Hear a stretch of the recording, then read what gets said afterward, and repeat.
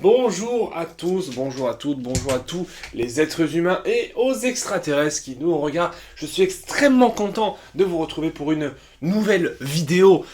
On va parler d'une saga de films absolument cultissime dans l'histoire du cinéma. Comme vous l'avez vu dans le titre, nous allons parler de la saga Alien. Et pour une fois, on fait une dédicace à ma tante Stella qui regarde toutes mes vidéos parce que pour une fois, on va parler d'un film qu'elle connaît et qu'elle a vu. C'est quand même assez rare pour être souligné. Générique et on en parle juste après. Elle a kiffé la mélo, là j'suis dans le thème, j'suis dans ça. Elle a kiffé la mélo, là j'suis dans le thème, j'suis dans ça. Elle a kiffé la mélo, là j'suis dans le thème, j'suis dans ça. Elle a kiffé la mélo, là j'suis dans le thème, j'suis dans ça. Elle a kiffé la mélo, j'suis dans ça. Elle a kiffé la mélo, j'suis dans ça. Elle a kiffé la mélo, j'suis dans ça.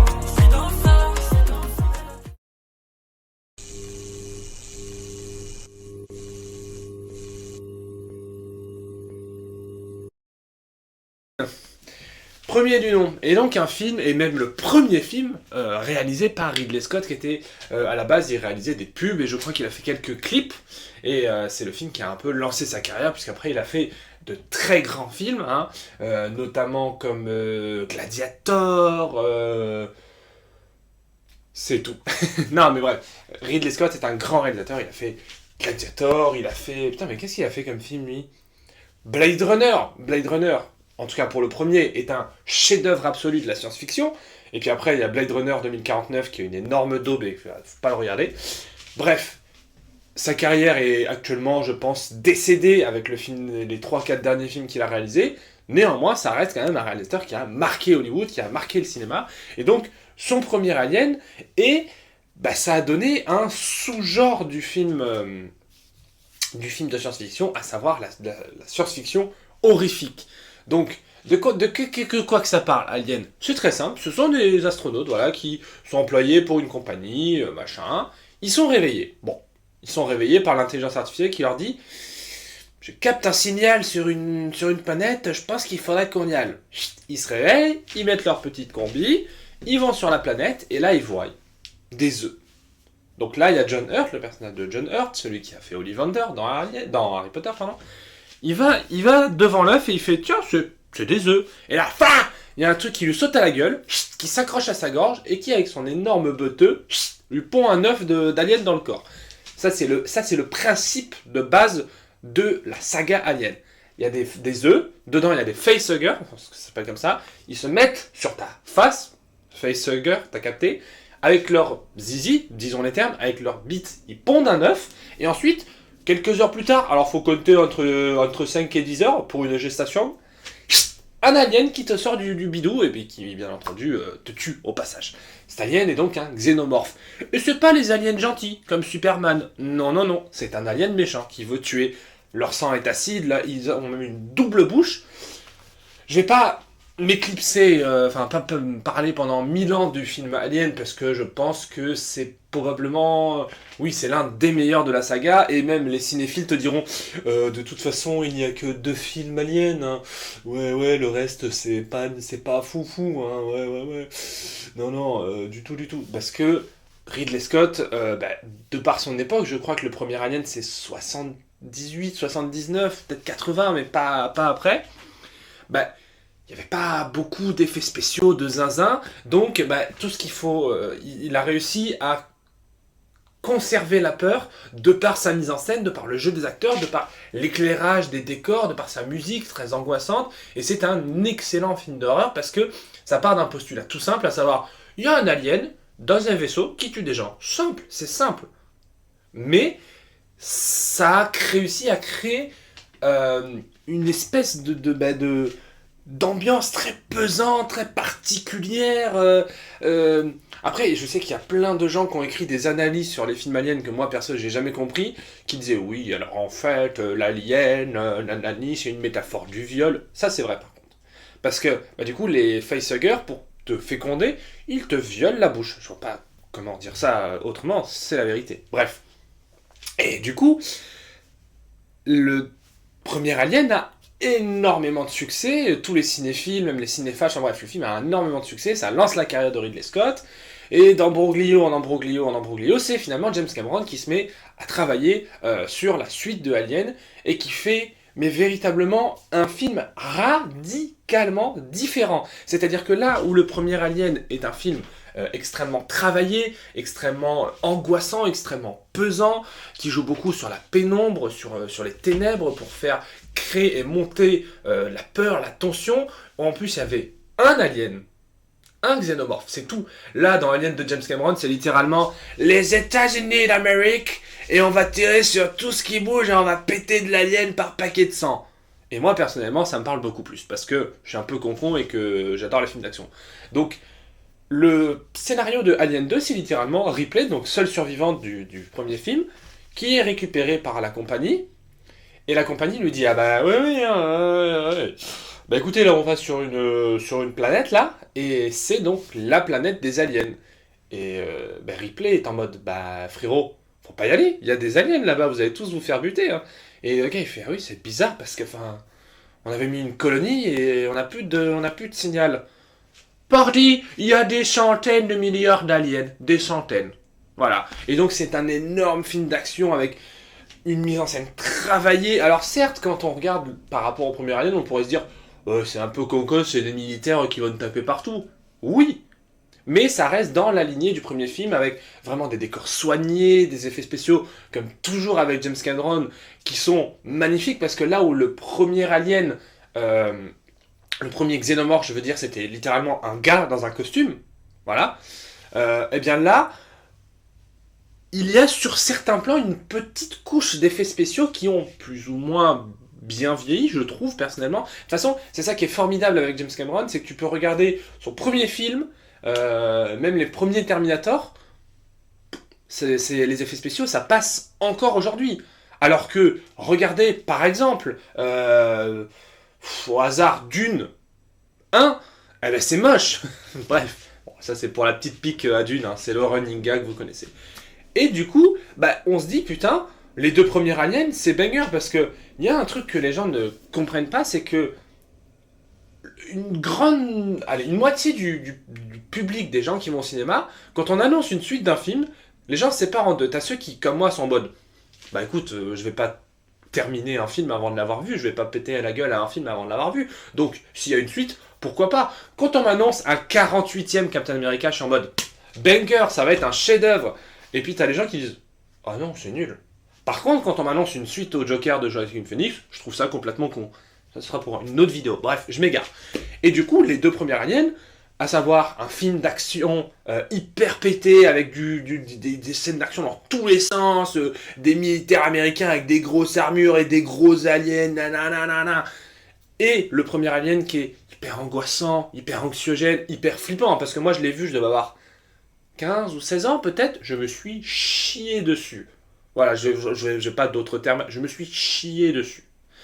Et donc du coup, arrive le troisième volet. Et là encore, on prend un jeune réalisateur un peu inconnu, qui s'appelle David Fincher. Connaissez-vous David Fincher ? C'est un excellent réalisateur. Hein, il a fait notamment Seven, Zodiac, Gone Girl, que j'ai toujours pas vu. J'ai découvert Zodiac la semaine dernière, traumatisme absolu, chef-d'œuvre total. Il a fait The Social Network, qui est un chef-d'œuvre aussi. Il a fait Fight Club, que je trouve ultra surcoté. Mais à l'époque, bah, il réalisait des clips. Et du coup, il est engagé sur Alien. Sauf que il y a ce qu'on appelle le développement hell, c'est-à-dire l'enfer du développement. Parce que oui, un film, pour les cinéphages, ceux qui connaissent pas les coulisses du cinéma, un film, c'est pas « Oh, ça sort au cinéma ». Non, il faut d'abord quelqu'un qui ait une idée, et ensuite que le scénariste ou les scénaristes soient engagé et payé pour écrire le scénario, que ça plaise au directeur, que ça plaise au studio, que le studio valide, que le studio commence à faire les décors, etc., et les costumes, et nanani. On estime à peu près, quand un film est validé, c'est-à-dire que quand le scénario est validé, que le casting est validé, que la fiche technique du film est validée, en Amérique, il faut à peu près entre 6 mois et 1 an pour commencer la pré-production d'un film. La pré-production, c'est donc écriture, casting, décor. Ensuite, entre 6 mois et 1 an de tournage et 6 mois et 1 an de post-prod. Donc, en Amérique, c'est à peu près 3 ans. 3 ans quand tous les voyants sont au vert. En France, c'est un peu plus long, c'est entre 5, 6, voire 7 ans. C'est ma prof de tête qui m'a dit ça, parce que c'est une galère de lancer un film. Et du coup, Alien, le troisième, du coup, c'est exactement ce qui s'est passé. C'est-à-dire que on écrit un scénario, ça plaît pas au studio, un coup ça plaît pas au réalisateur, un coup ça plaît pas aux gens qui possèdent les droits, un coup on doit refaire les décors. Et du coup, Fincher arrive sur le tournage avec un script pas terminé, avec des castings, des décors, il sait pas trop quoi foutre. Sauf que c'est pas un film indépendant là, c'est Alien. Il y a des codes à respecter. Et du coup, ça fait que c'est un miracle absolu. Je vous conseille d'ailleurs la très bonne vidéo sur Alien 3 du Fossoyeur de film. À l'époque où c'était pas un énorme boomer. Je rigole, je t'aime. J'aime le Fossoyeur du cinéma. Le Fossoyeur du film, pardon. C'est un excellent youtubeur. Je m'égare. Et du coup, arrive Alien 3, qui est un film complètement bancal. Et c'est un miracle que le film, tout en étant aussi bancal, arrive quand même à mieux se tenir en termes de scénario que certains autres films. Et d'ailleurs, j'ai une anecdote sur ce film. À la fin d'Alien 2, Sigourney Weaver, qui est donc l'héroïne de la saga, survit. Elle a réussi à battre la reine alien, elle se met dans un caisson de congélation, là, pas comment ça s'appelle, avec sa fille, enfin, la fille adoptive Newt, et le colonel, je sais plus quoi, là, colonel Knox, Nix, colonel Geox, j'en sais rien. Donc ça fait 3 personnages. Au début du film, ils s'écrasent sur une planète, et hop, les 2 sont décédés. Voilà. Et sauf que l'acteur, je sais plus comment il s'appelle, a été payé, enfin du coup ne voulait pas revenir pour cette suite, d'où le fait qu'ils le font mourir dans Alien 3 au début, et il y a juste une photo de lui pour dire il est mort. Il a plus été payé pour cette photo que pour Alien 2. C'est tout ce que j'ai à dire. La magie du cinéma. Quand on pense que Robert Downey Jr. va être payé 90 millions de dollars pour Avengers 5. C'est tout ce que j'ai à dire. Je m'égare encore une fois. Revenons à Alien 3. Et du coup, Alien 3, Ripley se crache sur une planète prison où il n'y a que des hommes. Et là, évidemment, un xénomorphe était dans sa capsule, il commence à féconder quelqu'un, puis il commence à buter des gens, et nanani, et nanana. Bref, le film ne raconte rien. Le film n'est pas un gros film d'action comme le deuxième, ou un gros film très angoissant comme le premier. On sait plus trop sur quel pied danser. Fincher est complètement déprimé, et c'est d'ailleurs suite à cette très mauvaise première expérience que David Fincher est devenu le réalisateur hyper exigeant qu'on connaît, c'est-à-dire il tourne toujours ses films quand le script est fini, parce que là, quand vous êtes vous néophyte du cinéma, vous dites moi je tourne pas un film si le scénario est pas fini. Mais il y a plein de films, et parfois même des grands chefs-d'œuvre qui se sont tournés alors que la moitié du scénario était écrit. C'était quelque chose. Notamment le premier Iron Man du MCU, où le film est parti en tournage, où il y avait des morceaux de script qui étaient... Bref. Et du coup, le film est fait un tollé. Le film a un peu de succès, mais par rapport aux 2 Aliens, c'est quand même pas... Voilà. Le film est donc essaye de tuer la saga Alien, nanana, et quelques années plus tard, arrive le Jean-Pierre Jeunet. Jean-Pierre Jeunet, qui avait déjà fait donc La Cité des Enfants Perdus, Délicatessen, etc., arrive dans la saga Alien. Un Français qui réalise un Alien. Donc là, tout le monde se dit... En France, Jean-Pierre Jeunet, il faut savoir que dans les années 90-2000, au moment où il réalise Alien, c'est un peu, entre guillemets, une superstar. C'est-à-dire que le gars fait La Cité des Enfants Perdus, Délicatessen, où tout le monde dit ok, pas mal, auteur un peu indépendant, au style très marqué visuellement, ouais, c'est normal qu'il réalise un Alien, c'est pas si mal. Et arrive Alien 4. Et là on se dit, oh, franchement, moi j'aime bien Alien 4. C'est un peu con, je vais pas vous mentir, c'est un peu con comme film. Néanmoins, dans Alien 3, à la fin, Ripley est donc fécondée par un xénomorphe. Donc nous qui connaissons la série, on se dit, elle va malheureusement crever. Et non, parce qu'elle décide de se jeter dans une cuve de métal en fusion pour crever et tuer le xénomorphe, tout simplement. Et dans Alien 4, des gens scientifiques de la Weyland Company, ça c'est si vous connaissez l'histoire de Alien, ont réussi à cloner Ripley et donc à cloner des xénomorphes. Et donc ils ont des cages avec des xénomorphes. Là, on est à 4 films Alien, tu te dis, Mais c'est complètement con votre truc. Bah, enfin, ça n'a pas de sens. Évidemment, les aliens s'échappent, foutent le sbull dans la station spatiale et finissent par buter plus ou moins tout le monde. Et à la fin, on a le droit à une sorte de mi-xénomorphe, mi-humain, une sorte d'alien blanc, là, dégueulasse. Il y a une scène dans la ruche des aliens qui est immondissime, qui est vraiment un des trucs les plus dégueux que j'ai vu. Et pourtant, j'ai vu Dune 1 et 2, donc je peux vous dire que c'est vraiment dégueu. Oui, je sais que je force avec Dune, mais bon, voilà.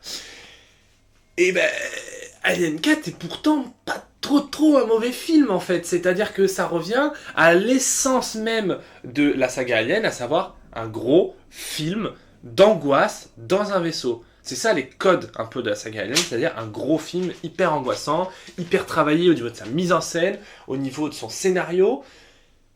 Et après, purée. Le film a un relatif succès, il divise la critique, certains trouvent que c'est pas si mal, comme moi, et d'autres trouvent ça complètement nul à chier. Après, on a la saga Alien vs Predator, qui sont des espèces de nanars, mais... C'est compliqué à analyser, ces films. Moi, j'aime bien Predator, et même je préfère Predator à Alien, parce que c'est plus... c'est un peu plus action, mais Alien reste quand même très cool. Et après, Ridley Scott, après...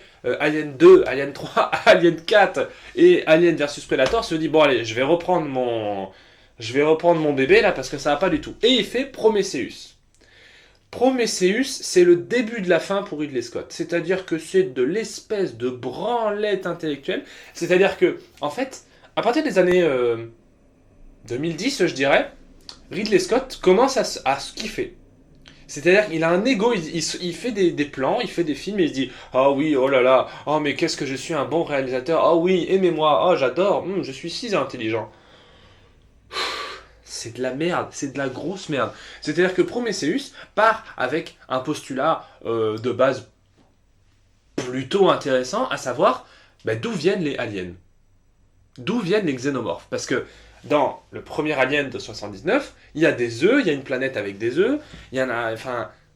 Mais pourquoi que font-ils là Et nous, spectateurs, on est en mode, écoute, c'est une planète d'extraterrestres, il y a des extraterrestres, je vois pas où est le problème. Sauf que non, Ridley Scott veut expliquer la mythologie de son univers et absolument créer un lore et créer une histoire. Bon, jusqu'ici, moi, je m'en bats un peu les couilles. Et c'est dégueulasse. Voilà, le film est filmé, mais vraiment, en fait, c'est de la branlette intellectuelle. C'est-à-dire que c'est surintellectualisé, un truc qui, à la base, est juste simple. Planète d'aliens, des aliens tuent les humains. C'est simple. Là, il dit, oui, non, parce qu'en fait, c'est une race d'ingénieurs extraterrestres qui ont créé les êtres humains et d'autres espèces dans l'univers. Sauf que, comme dans tous les aliens, il y a la Weyland Company. La Weyland Company, si vous voulez, c'est un peu... qu'est-ce que je pourrais vous dire c'est un peu comme... Parfait. C'est un peu comme Coca-Cola. C'est une entreprise dans l'univers d'Alien qui, en fait, a pour but d'explorer l'univers, les galaxies, sauf que ils ont des androïdes, et les androïdes, leur but, c'est de trouver de la vie extraterrestre et de la ramener sur Terre pour faire des expériences. Comme dans Alien 4. Et du coup, David, joué par Michael Fassbender, dans Prometheus, il infecte un humain avec un petit pathogène, avec un petit virus alien, et du coup, le mec est infecté, il commence à être en mode oh, putain, je me sens pas très bien là, je sens que je suis pas bien.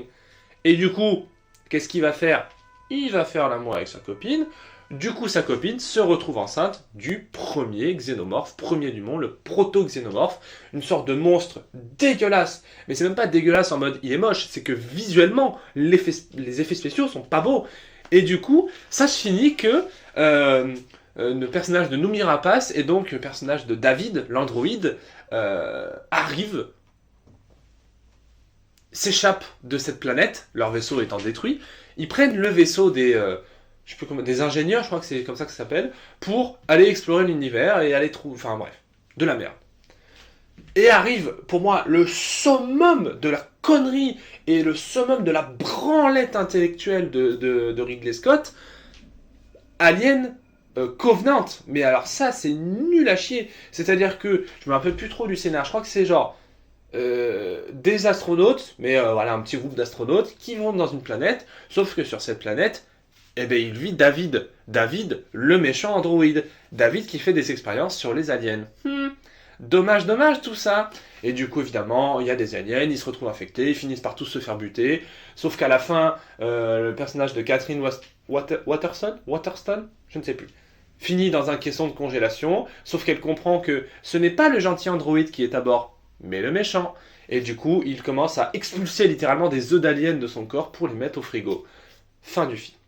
Et là, tu te dis, mais à quel moment c'est parti en couille? C'est-à-dire que Alien 1, 2, 3, 4, ce qu'on appelle la saga Ripley, moi ça me suffisait. Il y avait des bons films, il y avait des chefs-d'œuvre, il y avait un film de merde. Néanmoins, la saga était conclue en fait. À la fin de la saga Ripley, Ripley revient sur Terre. C'est simple. Là, ils veulent nous expliquer une pseudo-mythologie, mais pourquoi faire ça? Et du coup, évidemment, les droits de la saga Alien sont revenus chez Disney.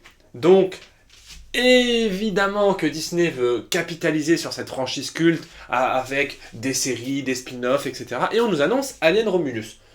Bah, honnêtement, moi, Alien Romulus, j'en avais un peu rien à foutre. C'est-à-dire que j'étais en mode, oui, bon, bah, c'est un film Alien, quoi. Je suis pas méga fan d'Alien, je trouve ça bien, mais sans plus, quoi. Enfin, je trouve ça très bien, mais c'est pas une saga qui m'intéresse. Et finalement, je vois la bande-annonce et je me dis, ça a l'air quand même pas trop dégueu, quoi. Et donc, je vais le voir avec mes potes. Voilà. Dédicace à eux, je pense qu'ils regarderont jamais cette vidéo, mais en tout cas, bisous. Et en fait, eh ben c'est un putain de chef-d'œuvre. Voilà. Je suis sorti, on était donc une bande de 6, c'était très mitigé. T'avais ceux comme moi qui étaient terrifiés, mais vraiment terrifiés. Vraiment, je me suis liquéfié. Les 20 dernières minutes du film, c'est l'un des trucs les plus traumatisants que j'ai vu de ma vie. Une espèce d'alien là, de... horrible. Néanmoins, eh bien moi je suis l'un des seuls à avoir énormément apprécié ce film, parce qu'en fait, mes camarades, mes amis, mes frérots, le sang de la veine, ils n'avaient vu aucun alien. Donc ils n'avaient pas toutes les références, tous les easter eggs, tout ça. Moi je les avais. C'est pas pour me la péter ou quoi, c'est juste que moi j'ai vu les aliens. Donc j'avais les références, et du coup je comprenais là où le film allait, et du coup j'ai trouvé que c'était un film malheureusement produit par Ridley Scott, donc forcément que Ridley Scott essaye d'injecter sa mythologie de con là, alors que le film en soi était déjà très bien, et le film revient vraiment à la base même de Alien. Déjà le fait qu'ils utilisent peu d'effets spéciaux et beaucoup d'effets pratiques à même le plateau, notamment le grand xénomorphe qui est une grande marionnette, ça rend folle. C'est ce que je disais dans ma vidéo sur Pirates des Caraïbes, c'est que, mais en fait comme vous faites des effets spéciaux à même le plateau, quand c'est des costumes, des mécanismes, ben l'image elle vieillit pas, parce que c'est des trucs qui sont palpables, des trucs qu'on peut toucher. Alors que si vous faites des images visuelles, notamment avec l'intelligence artificielle, on est à une époque où la technologie évolue beaucoup et très rapidement, eh bien il y a des images qui vieillissent rapidement. Tu vois, par exemple, le premier Avengers, je l'aime, mais au-delà de tout ce que j'aime dans ma vie, il y a certains plans où il y a des effets spéciaux qui commencent un petit peu à vieillir, où les incrustations se voient un petit peu. Ça reste un chef-d'œuvre du cinéma, on est tous d'accord là-dessus. Mais voilà. Et du coup, bah, ce dernier Alien, il est vachement bien. Honnêtement, il est vachement stylé, il est très cool. C'est-à-dire qu'en plus, il fait, je crois, 1h40. Il est pas très long, il est condensé, la musique est incroyable. Les acteurs sont plutôt très bien. Isabella Merced, mon épouse absolue, exceptionnelle cette fille, je l'adore, elle est magnifique. Dommage qu'elle elle crève, mais bon. En même temps, elle s'est injecté un sérum alien dans le gosier. Fallait pas s'attendre à un miracle. Le film est magnifique visuellement, parce que Fede Alvarez, c'est un mec qui vient de l'horreur, donc il sait comment filmer l'angoisse, il sait comment créer de la tension. Il y a des idées de cinéma que je trouve extrêmement intéressantes. Il y a notamment une scène dans un couloir, je vous en dis pas plus si vous voulez voir le film, une scène dans un couloir très sombre, où ils doivent pas faire de bruit, mais je trouve ça plutôt intéressant. Il y a, bon, malheureusement, le retour en image de synthèse du personnage de Ian Holm. L'acteur est décédé, il faut arrêter d'utiliser l'image des acteurs décédés. C'est pas très très respectueux. Néanmoins, je trouve que c'est quand même un très bon film Alien, un très bon film d'horreur et un très bon film de science-fiction. Donc, courez aller voir Alien. Voilà, on est à combien ? On est à 24 minutes de vidéo. Voilà. Pour conclure, parce que là, je pense que les gens commencent à être saoulés. Alien, c'est plutôt une bonne saga de cinéma tout court, qui s'est perdue parce qu'elle a été à la main de producteurs avides de pognon, que Ridley Scott essaye de se branler intellectuellement sur ses propres créations. Vous voyez, c'est un peu narcisse, quoi, en mode « Ah oui, oh là là, j'adore, je suis si intelligent, miam miam miam miam ». Alors que Alien, à la base, c'est un alien qui tue des gens. T'as juste ça à respecter, après tu peux faire plus ou moins n'importe quoi, mais il faut juste respecter ses codes. Donc voilà, Alien, c'est plutôt une très bonne saga du cinéma, c'est plutôt très très cool, très angoissant. Et voilà, je sais qu'il y a une série Disney+, peut-être que je la regarderai si la bande-annonce me hype. Ça reste une série qui a quand même marqué le cinéma de façon générale, notamment avec ses 2 premiers volets, on va pas se mentir, Alien et Alien le Retour de Cameron et Ridley Scott. Donc voilà, si jamais vous n'avez pas vu, je vous encourage à regarder au moins les 2 premiers et Alien Romulus qui est au cinéma, parce que voilà, c'est quand même génial et c'est quand même super. Allez, c'était Captain Melboy, je vous dis à bientôt pour de prochaines aventures.